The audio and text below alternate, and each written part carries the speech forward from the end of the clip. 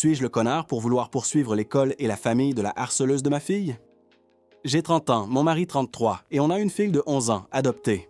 On a toujours célébré son adoption comme une belle partie de son histoire. Mais depuis quelque temps, elle est harcelée à l'école. Au début, c'était juste des moqueries.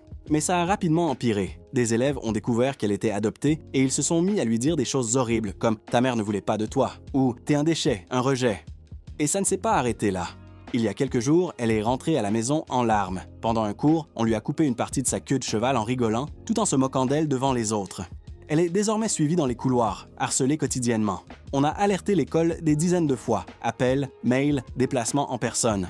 À chaque fois, des promesses vagues comme « on va voir ça ». Mais rien ne change. Notre fille est en détresse, elle dort mal, fait des crises d'angoisse et nous supplie de ne plus aller à l'école.